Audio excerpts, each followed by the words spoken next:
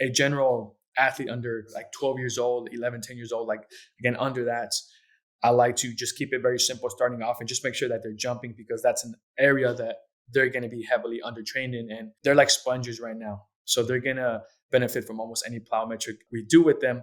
And as long as we are like utilizing that stretch shortening cycle, they're doing like continuous hops or little like cone hops. I think that's going to be a good place like for them to start. Welcome to the Athletic Edge podcast. I'm your host, Liam Evans, strength and conditioning coach and owner of Evans Performance. This is a podcast tailored for athletes, coaches, and parents interested in every facet of athletic development. Join me and guests from around the world as we dive into game-changing tools and expert insights covering strength training, performance enhancement, and long-term athletic development strategies. Uncover the keys to elevate your athletic potential, drawing from trusted resources to safely and effectively navigate your training and build your athletic edge. Welcome back to the Athletic Edge podcast. Today I'm joined by Abraham Armas, strength and conditioning coach and owner of Armas Strength and Conditioning. Welcome to the show, Abraham.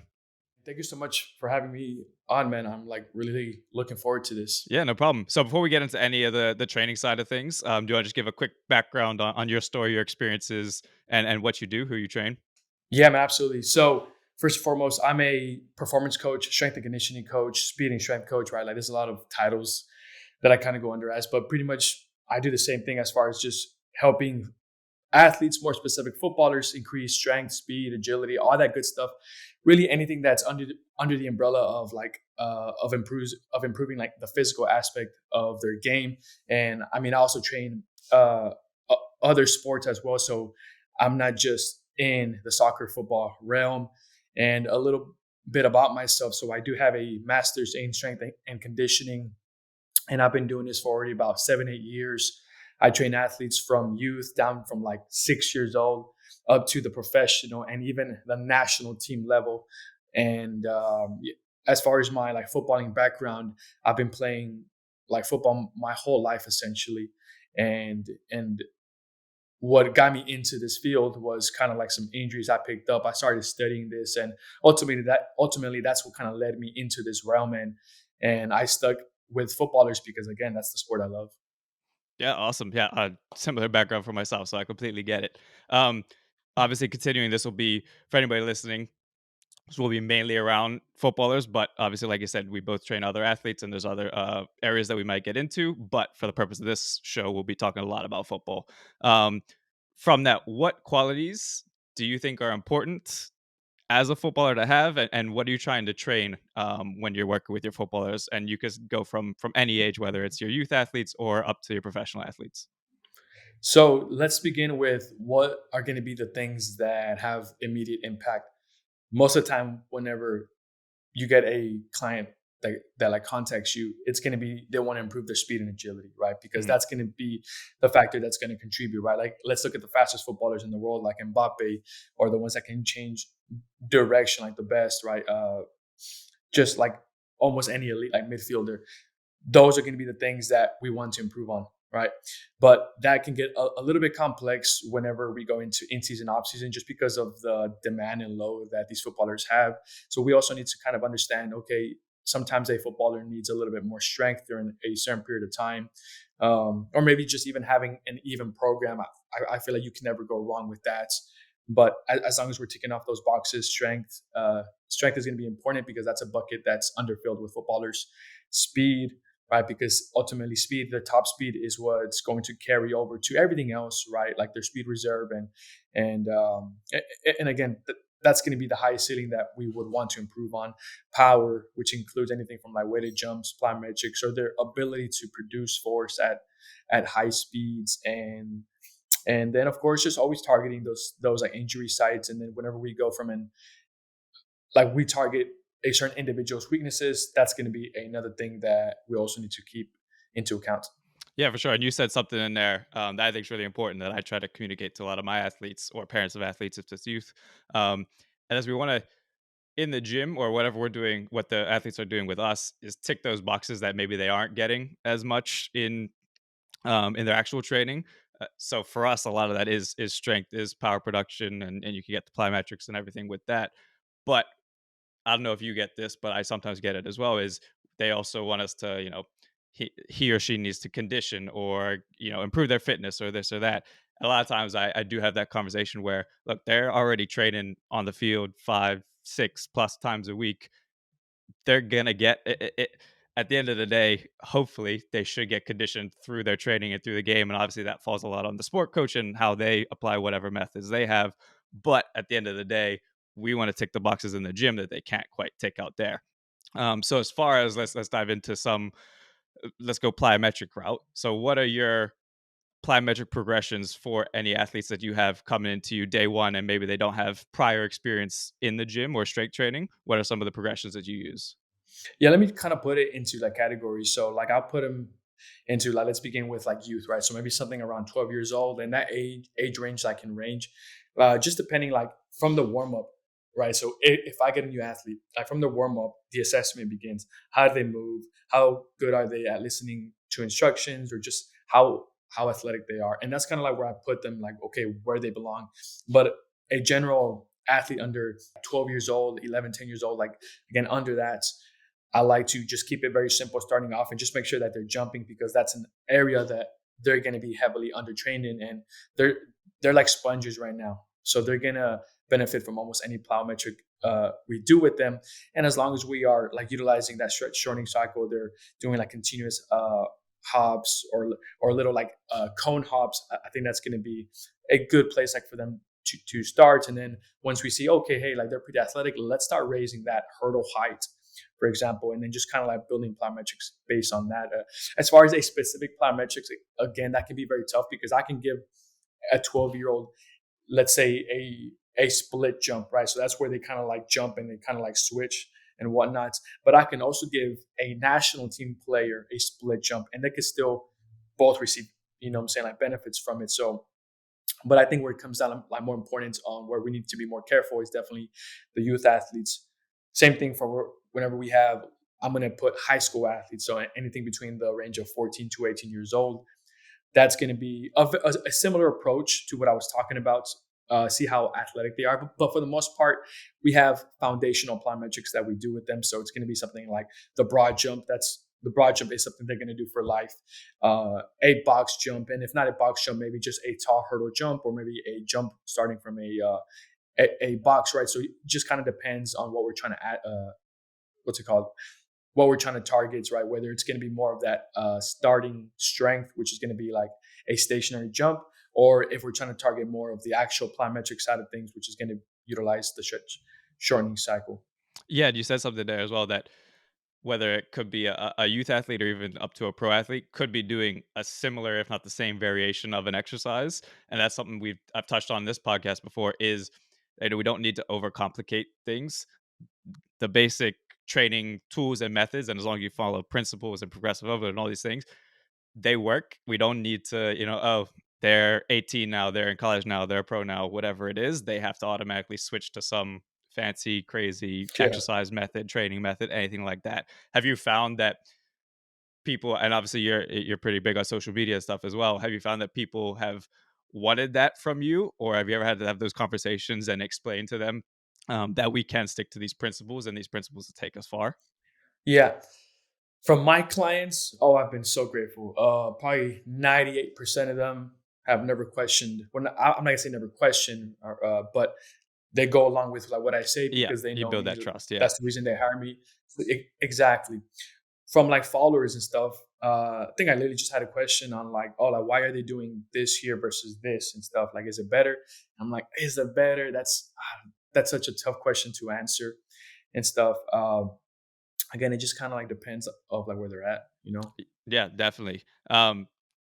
Staying with the youth athlete concept as well, what are some of the most important concepts that you think go into a long-term athletic development? Like, what are some of the things that you're looking for to instill in your youth athletes from the time they start with you until hopefully they graduate from your program? So I follow, and I'm sure you've seen this. It's the typical LTAD chart, the long term athletic Yeah, yeah, development chart, and like we see, just kind of based on research, from the ages between 6 and 7 up to a certain range. That's where we want to prioritize more of the speed and agility aspect, right? So that high CNS, again, just like fast movements, because that's where we're going to be able to kind of break through those genetic potential barriers, or if not, we're going to cap those out. So if they get that stimulus early on, it's going to set them up for success. Around the 12, 13, 14 age range, that's where they're going to be more of a sponge to more heavier or more actual resistance training, strength training, right? So I kind of follow that aspect, right? So if I have an hour to train an athlete, I'm going to base the time frame like for each thing based on that. So maybe a youth athlete, I'll spend maybe 30 to 40, like up to 40 minutes of including the warm up into some sort of variation of coordination, power, speed, agility, and the last 20 minutes strength, where it's like the higher elite athlete, it's going to be the other way around again, because we're trying to take off those boxes where they're not getting enough of, or to help maximize that genetic potential so we can set them up, in the right course. Yeah, for sure. And what do your sessions look like if you had to break it down for someone maybe that's been training with you for a few years and now they're a high school athlete? What does a general session for them look like? So if we have 60 minutes, we're going to go into a warm up that's going to range between 8 to 12 minutes. Plyometrics is going to range between 5, 7, at most 10 minutes. The speed and agility aspect. And I want to say that speed, I'm going to be using that as an umbrella term because we have acceleration, deceleration, change of directional speed, angular speed. There's so many things in that, right? But that's going to be anywhere between 10 to up to 20 minutes. And then the strength part, that's going to take up the majority between 30 up to 40 minutes of the whole session. Gotcha. And what are you doing? So let's take that strength part. What are you doing in that strength episode of the training for the athletes? So we're going to have at most 3 blocks. And what I mean by blocks is that each block is going to have between 2 to 4 exercises, right? So let's begin with the first block, and I'll call that the primary block. So we're going to have the main tough lower body movement. So let's just say that in this example, I decided to go with a heavy split squat, right? And we're going to pair that up with some sort of like pulling, upper body pulling variation, whether it's like a row variation or a chin up variation. And then this third one, we're going to go into something that's core, a corrective, or a weakness that I want to address, right? So that's going to be it. And that's going to be typically 3 sets. Then we may have a secondary block where again, so the first block, that's what we prioritize, right? Like that's going to be the most important thing, and that's what we're doing first. That's what we want to maximize. So in the secondary block, still a very important block, and this may be something just for the sake of arguments. I may have something like, let's say, like an upper body pushing movement, like whether it's an overhead press or like a bench press, like something like that. And again, I'm using these examples like just to like simplify things. Yeah. And in the middle one, I may have something more like a hip or even a knee dominant hamstring exercise. So let's just say for this sake, because we already did something hip dominance, we're going to go with a single leg like slider curl, or a machine leg curl. And then like the third exercise, again, same thing. It's going to be maybe a core, a corrective, something like that. And then the last block is going to be up to 4 exercises, maybe at most 2 sets. And it's just going to be things that the individual athlete has like weaknesses on, or maybe some things that we want to bring up on. Yeah, and I like how you laid that out, and I use a similar method as well, just depending on the time, how many we do, how many other blocks. But w- when we're thinking about training athletes, we're thinking about more so the movements than the exact muscle groups. So, like you heard him mention, we're looking at pushes and pulls, squats and hinges, all these sorts of things, and we're thinking about programming. We want to program, depending on the time we have or what the constraints are of the session. But you have, say, an upper body pull with a lower body squat, or an upper body push with a lower body hinge. So things can be efficient, but also we're not fatiguing muscles. But I wanted to say that training athletes is a little bit different than if you're, say, a bodybuilder or a power lifter or anything like that. There's crossover, obviously, but could you touch on kind of the difference between, let's say, a bodybuilder's training method or just a general strength training program versus how we train as an athlete? Yeah, absolutely. The first important thing where the difference lies is going to be, as a bodybuilder, you don't have to worry about being ready to perform a match on the weekend, right? So whenever we train an athlete, we need to be careful of when we do plan things like earlier in the week, or even midweek. We can have our most intense things. And as we approach match day, we begin to taper off. And again, we got to be careful with how much volume we are doing, so they're not entering their match fatigue, and also they're not heading into every training session like fatigued, right?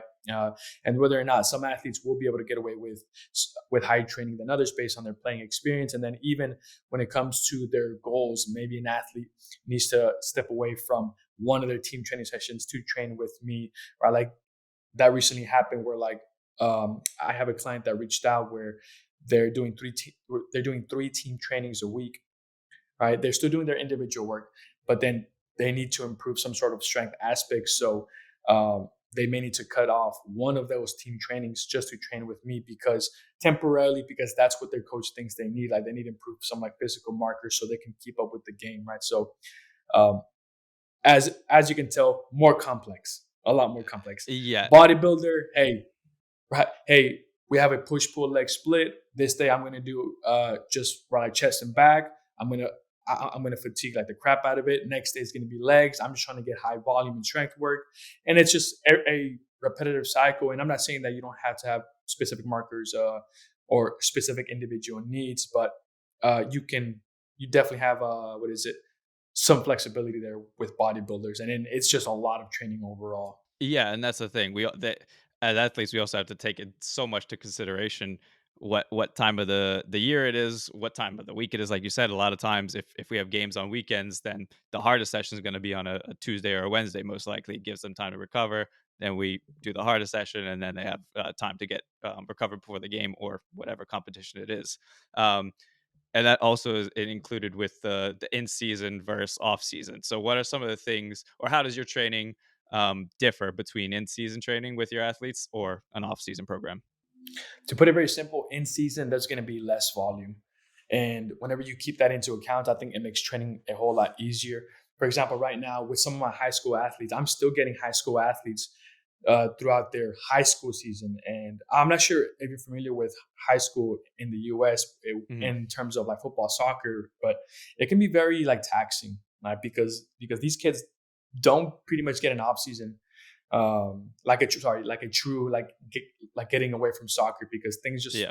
keep on rolling up, tournament showcases, like whatever it is. And with those athletes, they come into my session and I see kind of like the energy levels.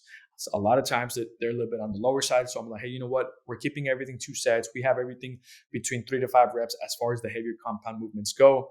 And I even ask them questions as far as like, hey, like, how does that feel? Let's modify the session based on like how you feel, but let's still make sure we're ticking off those boxes. And throughout the weeks, I ask them every so often, hey, like, how did our gym session like affect your training? And they're like, oh no, good, good, right? Like if anything, I feel better because we're getting deeper ranges of motion that they're not getting enough of, and it's acting almost like mobility as well. So like mobility and strength. So there's a lot of aspects, but again, to summarize, it's going to be lower volume. Where in the off season, we can get away with a lot more volume. We don't have to worry about, oh, hey, like they need to be 100% rested for like a certain day. So we can get away with fatiguing them more. And same thing, maybe they need to prioritize more strength training in comparison to one skill or team training session or whatever it is, right? So um, off season, we can get away with a whole lot more. In season, we need to be more conservative. We got to be smart. And as long as we're fresh and prepared for the games, then we're doing okay. Yeah, and I think one of the biggest, I guess, not misconceptions, but issues when it comes to training athletes in season that we face as coaches is that athletes don't want to be sore in season. That's a big thing. Oh, I don't want to train in season because I don't want to be sore. And like you said, it's if we're doing a proper training program and the volume's gonna be a little less, other things are gonna be slightly dialed back, whatever it is, as long as they're not starting a program brand new in season, the soreness isn't going to come. Like if we have a good off season, we're training hard, we work our way into an in season program, they're going to be able to, at the very least, maintain their strength, their power levels, whatever it is, and hopefully still improve if we do it right. But the soreness shouldn't be an issue as long as we're doing things right, and that comes with just being mindful of things. So being mindful of volume, being mindful of how the athletes feel.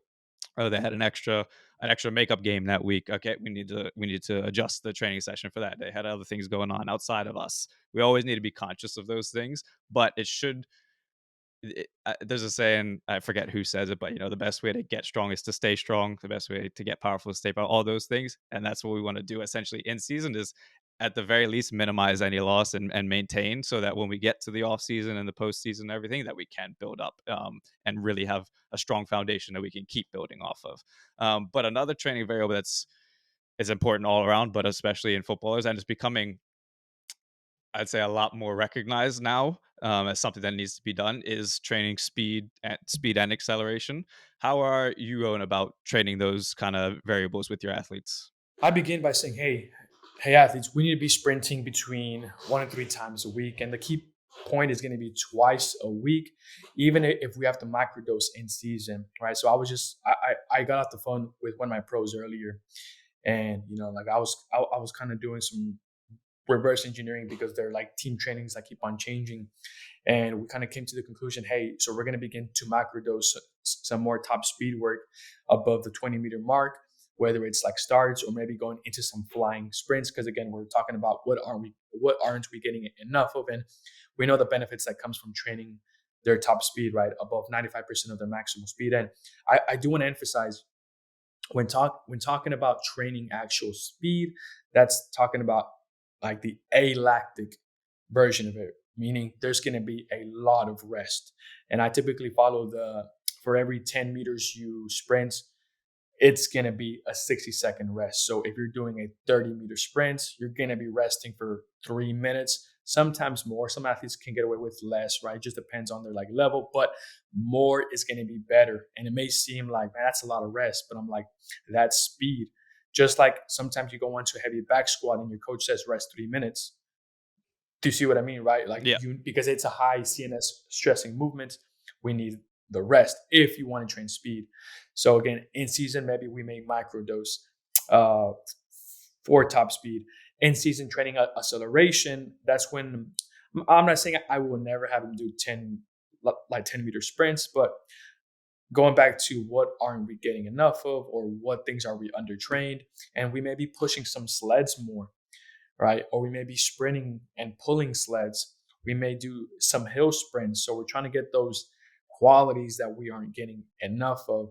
And so we can, again, have that high capacity, reduce overuse, and just make sure that things are pretty even. Because I sometimes like how I like to picture in my head, like we're doing things in season and we're increasing these capacities over here while we're leaving these other ones like down here. And, that's not what I want to do. So I want to make sure we're at least targeting things and things are like catching up to each other. Not completely even, but Yeah, if at that makes least sense. microdosing. Yeah.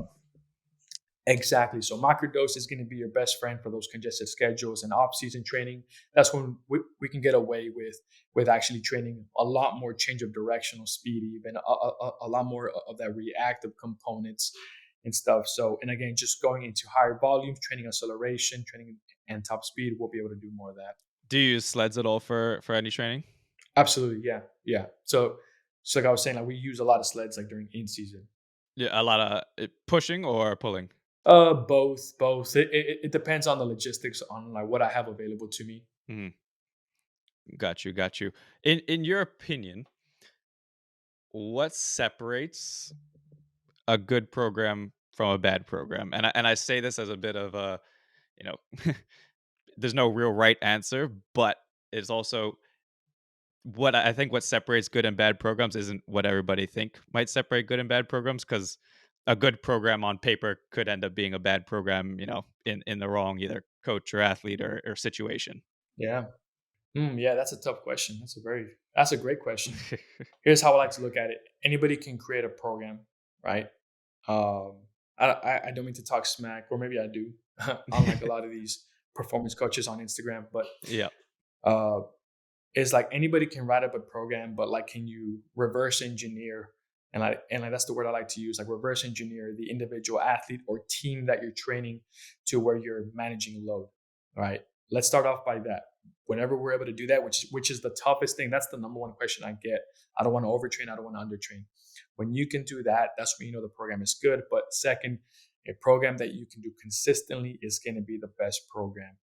And so those two things, and then again, just individualizing it as best as you can. And again, I could really write a whole book on all that stuff. And I know those are vague answers, but those three things are top things I'm looking at.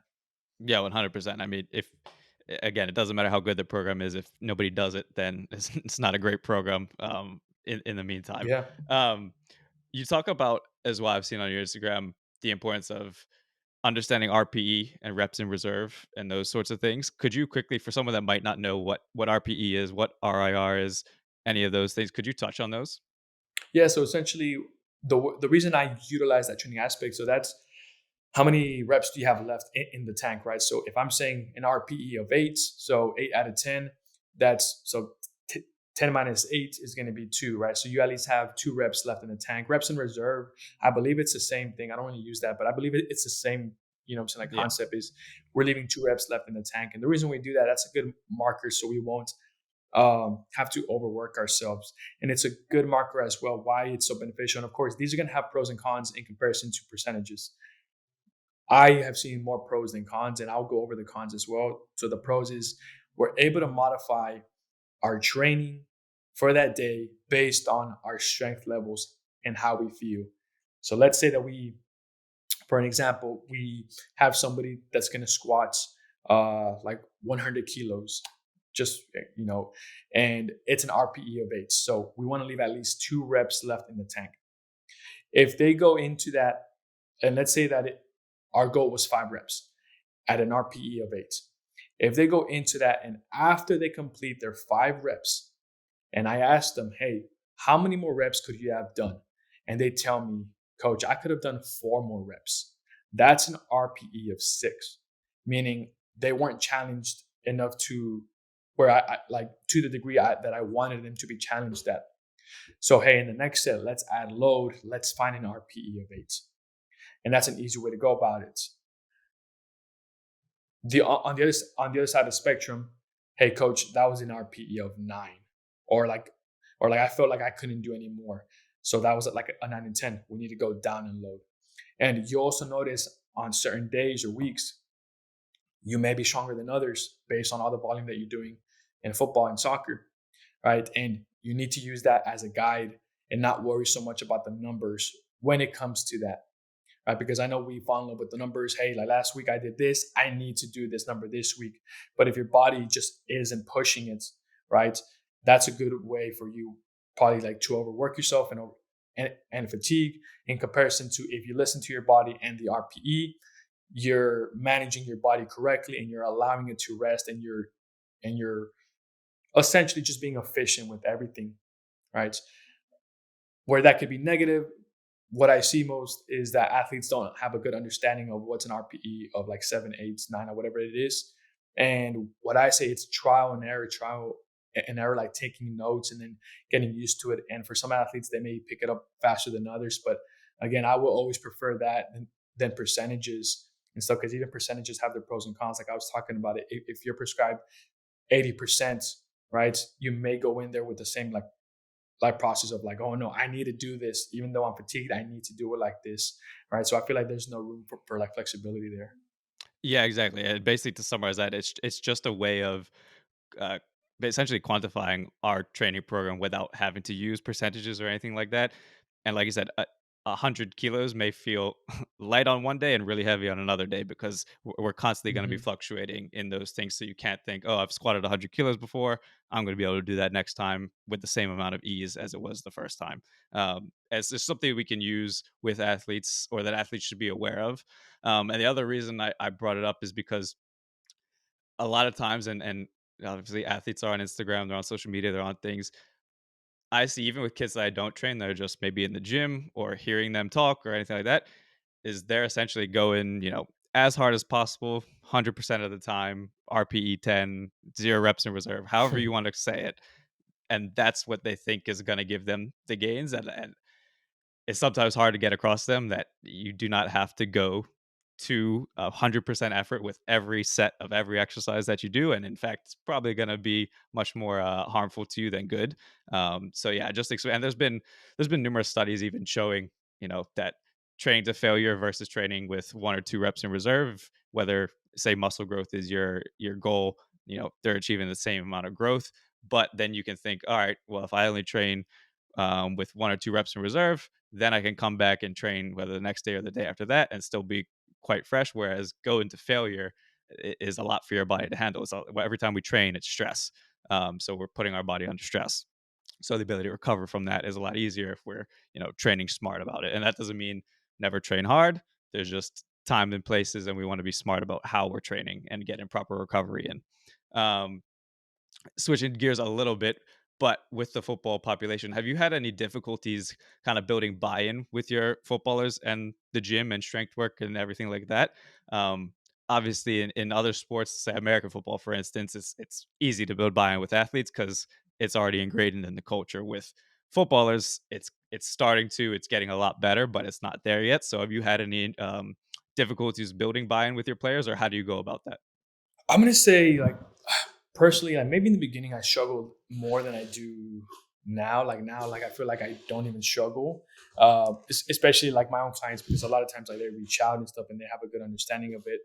When it comes to team training, like you're always gonna have those athletes who work harder like than others. Like whenever I have like 20 boys, girls, or Yeah. whatever it is, uh, and but like something I'm big on is kind of explaining why we do things and the easiest way like to understand, right? Like for example, hey guys, everything we do on the pitch happens on one leg, so we need good single leg strength. Or I see their balance is bad, like you see, like now imagine, so like your single leg balance is bad, like now imagine like you sprinting on the field and a player trying to push you off. Yeah, like you can't even like hold yourself just like stationary, right? Like you expect yourself to be able to handle like while your body's doing so many things on the field while somebody's pushing at you. So just finding a way like to explain it to them where they understand it. And then again, just building a good culture, a good healthy culture to where they're enjoying it. We have that player coach relationship, so they know that I'm always there for them. I care for them. I care about their growth, showing up to games, always providing support, like always like checking in with them. So from that personal aspect, that's very easy to me. uh, just comes with experience and like maybe like my personality, and but also understanding the way the athlete responds to coaching, right? Because each human is different. We're in the human service, and you know everyone's a little bit different. So understanding that part. Yeah. Have you had any pushback from the actual sport coaches with anything, or are they fairly happy with what you're doing with their athletes and more encouraging? Yeah, well, from the ones that reach out to me, no, like they're all in for it, and I've noticed more than ever before because I'm seeing also like younger coaches, right? So like I'm under contract with a big club here in Dallas, Texas, right? So I train a lot of their teams, and I also get clients from those, and I've built great relationships with the coaches, and the coaches want to bring them in because they understand the benefit of it, right? Like the physical aspect, but also because they know me, that I'm going to be realistic with strength training, speed and agility, all that stuff. That's not what's going to make the footballer, right? The footballer being a good footballer is what's going to make them successful. And that's the approach I always take, right? We supplement with the physical training aspects so you can increase those physical parameters so you can be a better footballer. And I feel like every time I start off with that, like every coach is like, oh, this guy gets it, you know? And because it's not rocket science, right? Yeah, exactly. And it is something that, whether it's football or any sport, is growing, and that's awesome to see that it can be, a part of almost every sport now, and not just the bigger, seen as more tougher sports, whether it's American football, rugby, et cetera, et cetera. But yeah, I think that's honestly a perfect place to kind of wrap things up. Do you want, before you leave, do you want to leave anybody where they can find you, how they can get in contact if they wanted to? Yeah, absolutely. Where I'm going to be the most active on is on my Instagram, which you can find me on Armas Strength DFW. On YouTube, if you want to check out my guides and like free like programs and stuff like that. Like for more in depth information, just Armas Strength and Conditioning. I'm on TikTok as well. And then if you're a Spanish speaker, I also have a Spanish like section of it, which is going to be again on Instagram and or on YouTube. Armas Rendimiento, which like rendimiento is just translated like from the word performance, and that's pretty much it. Yeah. Perfect. All right, man. This was fun. Thanks for coming on.